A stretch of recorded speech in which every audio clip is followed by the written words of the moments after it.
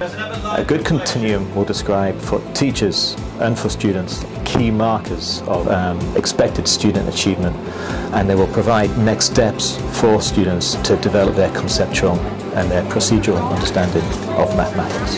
When I first started answering problems and questions where we had to solve, I always thought that explaining your answer a lot was the best way to answer. Now I really think that the answer doesn't need to be that. It can be a short and simple answer that gives you everything you need.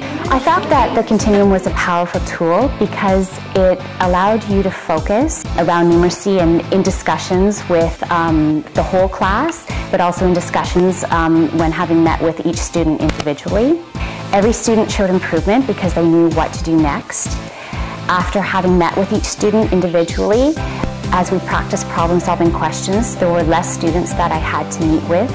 One of the things we do to help teachers improve student engagement and achievement is promote the use of continuums. Continuums are very helpful in helping teachers capture the numeracy connections that are vital aspects of development through the years of schooling. They went up to the continuum without any prompting. They would simply take their answers and go up and look. Sometimes they would go back to their seats and improve their answers based on the continuum, and then go back up and check it again.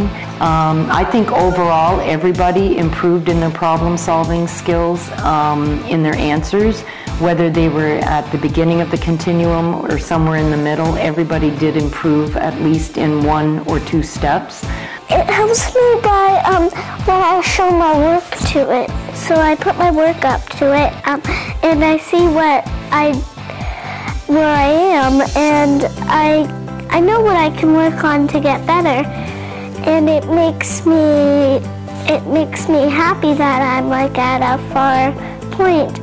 My role as a student work study teacher provided me with the opportunity to support the collaborative inquiry at Sir Robert Love from the initial stages. Some of the team members contacted me and had an idea of the proposal and their inquiry question, and we were able to flesh out looking at the board improvement plan, the school improvement plan, and the educator need, and we were able to create an inquiry that focused on problem solving and communication. I was able to provide research that was current and was grounded in the focus of the inquiry, and this allowed the teachers to deepen their understanding of the complexities of balanced instruction in numeracy. I was also able to sit at the table and look at the student work and to say and to moderate with the teachers to say, what is this work telling us? What do we see? What do we see about student thinking? Where do we see student voice? And so by that moderation, we were able to move this forward in the inquiry.